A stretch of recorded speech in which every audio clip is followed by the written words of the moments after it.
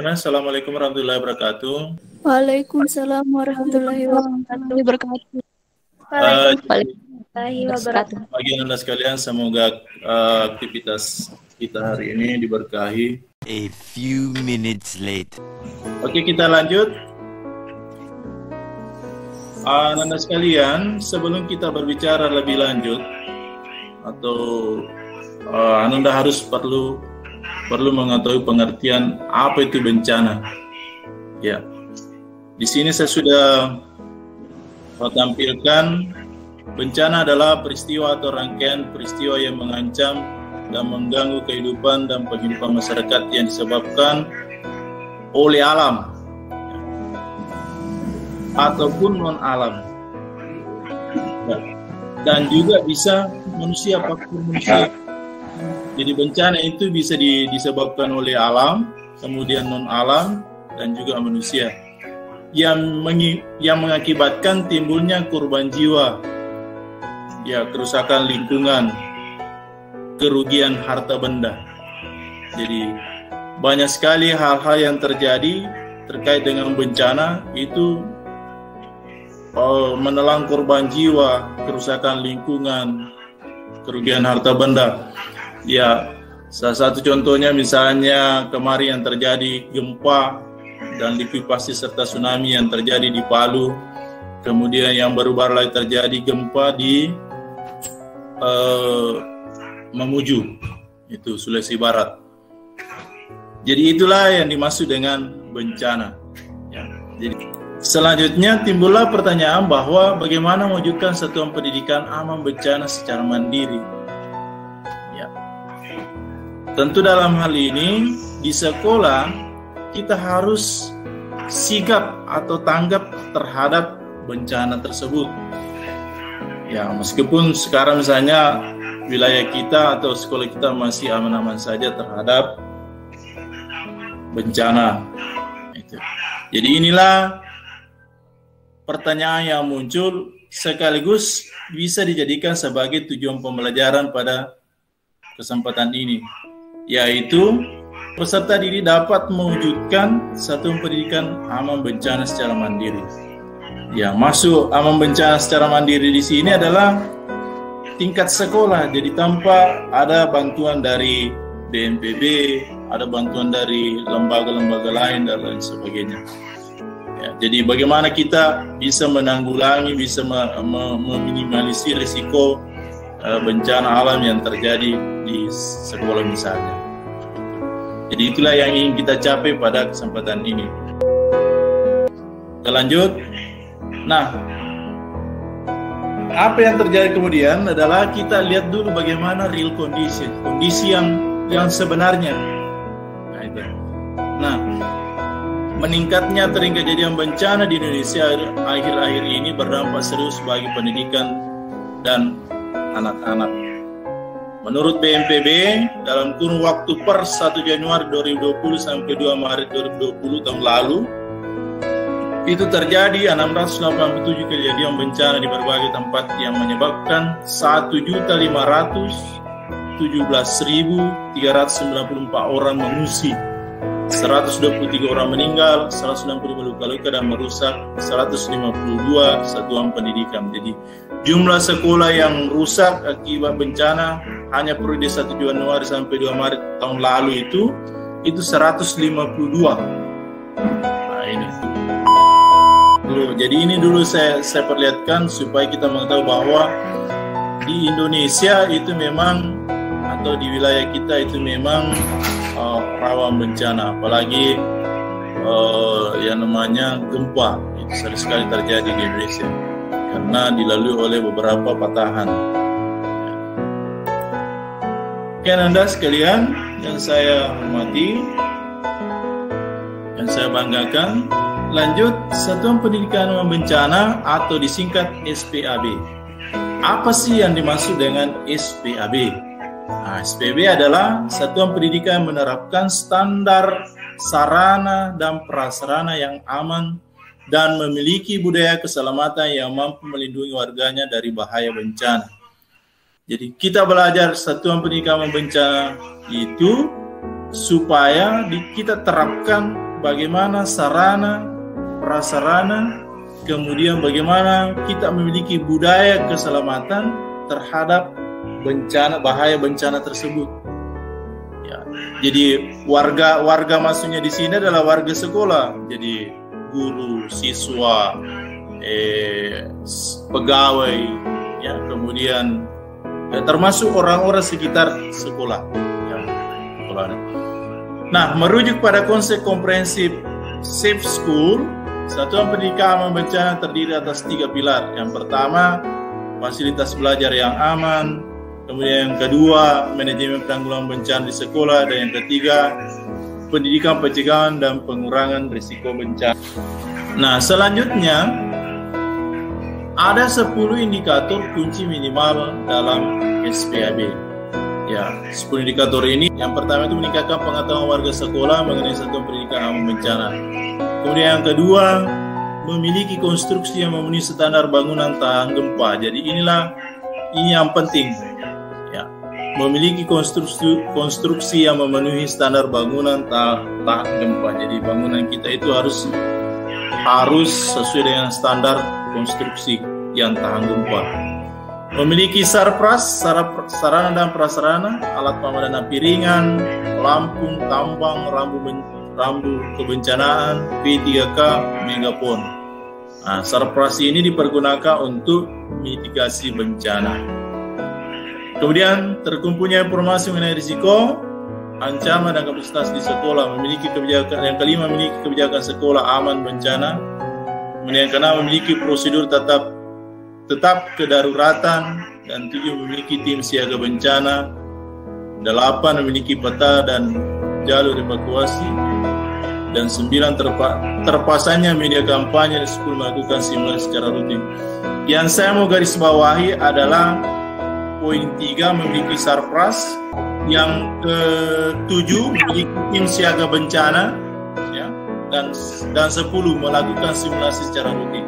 Nah, simulasi ini penting kita lakukan, Anda sekalian, supaya kita mengetahui cara-cara bagaimana menangani risiko bencana. Nah, itu. Jadi kalau bisa mungkin organisasi pramuka atau PMR nantinya akan melakukan hal itu. Ya. Kita lanjut. Mewujudkan SPAB sesungguhnya relatif mudah selama warga sekolah memiliki kemauan keras dan semangat. Ya, maksudnya bahwa kalau satuan pendidikan aman bencana itu kita mau lakukan, maka sangat mudah sebenarnya. Ya, yang penting kita memiliki semangat dan kemauan keras untuk melakukannya itu. Nah, di sini saya berikan ya agar prosesnya mudah, ya. Tentu warga sekolah harus mengetahui trik-trik yang harus dilakukan untuk mewujudkan SPAB yang sesungguhnya. Ya. Yang pertama, petakan potensi aktor dan sumber daya terdekat dengan sekolah. Ya, sumber daya terdekat maksudnya di sini adalah tempat-tempat yang bisa ditempati untuk meminta bantuan. Ya, di sini ada dinas ya, mungkin dinas BNPB dia, Badan Nasional Penanggulangan Bencana. Kemudian lembaga-lembaga yang lainnya atau organisasi-organisasi lainnya, misalnya KNPI atau organisasi masyarakat yang lainnya. Selanjutnya,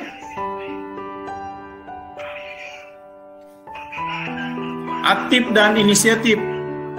Yang kedua, aktif dan inisiatif. Jadi setelah menetapkan aktor potensial, sekolah harus aktif melakukan pendekatan kepada aktor yang potensial.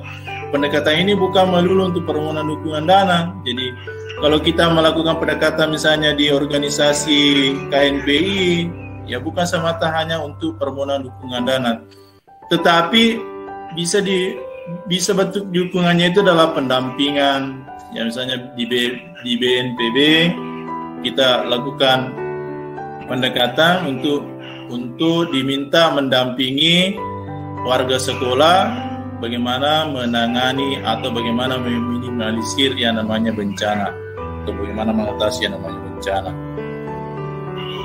Ya, kemudian yang ketiga adalah tetap kreatif. Ya, melakukan kegiatan satuan pendidikan aman bencana sesungguhnya dapat dilakukan oleh Bapak Ibu guru juga di sekolah. Jadi teman-teman guru nanti juga bisa melakukannya dengan cara memuat di mata pelajarannya. Ya.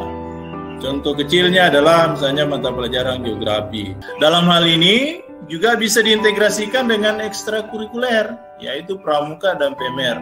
Saya kira pramuka dan PMR termasuk Sispala, ya bisa dikategorikan masuk dalam SPAB. Ya. Karena ketiga organisasi ini kebanyakan melakukan kegiatannya di luar sekolah atau di alam.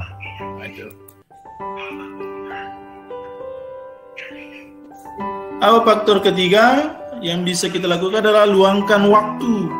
Ya, tentu untuk melaksanakan SPAB harus punya waktu banyak. Ya. Jadi mustahil kita lakukan suatu SPAB, satuan pendidikan bencana, jika waktu kita hanya sedikit. Ya, jadi kegiatannya itu harus berkelanjutan, harus kontinu, harus berkelanjutan. Ya seperti yang saya bilang tadi bahwa mungkin setiap satu semester itu dilaksanakan sebanyak 3 kali simulasi mitigasi bencana. Ya, atau ya nantilah misalnya tiap-tiap organisasi bisa melakukannya mungkin per bulan atau per 1 kali dalam 2 bulan. Oke. Selanjutnya yang kelima adalah raih prestasi. Ya. Di antara sekian banyak satuan pendidikan yang ada, akan sulit bagi sekolah untuk mendapat jatah pendanaan program SPAB dari pemerintah. Jadi sekolah itu sulit sekali mendapatkan SPAB, pendanaan program SPAB dari pemerintah. Apalagi sekolah yang aksesnya agak jauh dengan pemegang kewenangan. Satu-satunya jalan adalah menarik perhatian adalah dengan membuat prestasi. Jadi misalnya organisasi pramuka, PMR, kemudian Sispala itu melakukan suatu gebrakan atau prestasi yang bisa mengundang pihak dinas, terutama yang menangani masalah bencana, dalam hal ini BNPB, bisa mengucurkan dana untuk dilakukan misalnya pendampingan, bagaimana menangani suatu bencana, bagaimana kita mitigasi bencana.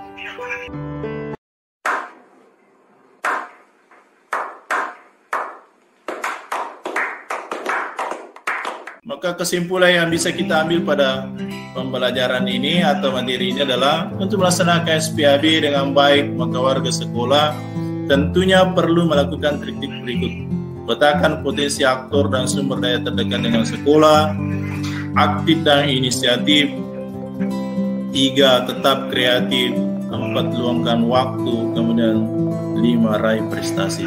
Itulah tadi trik-trik yang harus dilakukan kalau kita mau melaksanakan satuan pendidikan aman bencana. Kalau mau kita melakukan di sekolah kita aman bencana. 5 trik inilah yang harus kita lakukan. Jadi bukan cuma siswa, guru juga, semua warga sekolah, bahkan warga yang ada di sekitar sekolah itu termasuk. Ya. Oke. Dari sini, ya jika ada pertanyaan dari Anda sekalian, Anda boleh nanti ajukan di WhatsApp, ya. Oke. Jadi kalau ada pertanyaan, Anda bisa ajukan di WhatsApp. Atau yang online sekarang, yang masih tergabung di materi ini, bisa angkat tangannya atau bisa bertanya. Saya persilakan. Bagaimana Anda sekalian?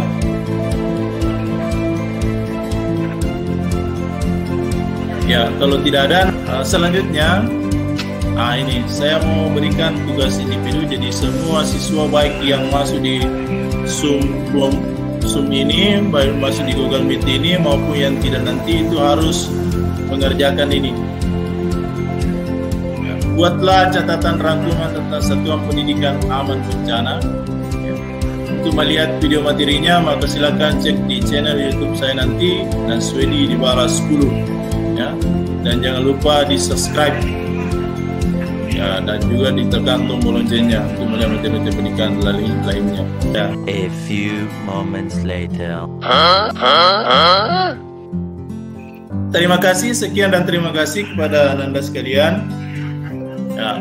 Kemudian ada pepatah ini dari John Dewey mengatakan pendidikan bukan persiapan untuk hidup, tapi pendidikan adalah hidup itu sendiri. Apalagi di masa pandemi sekarang, kita harus tetap belajar meskipun kita bekerja dari rumah atau kita belajar dari rumah, kita harus tetap belajar. Oke, saya kira sekian Anda sekalian, mudah-mudahan ada manfaatnya. Dan thank you very much for your attention. Saya akhiri. Assalamualaikum warahmatullahi wabarakatuh.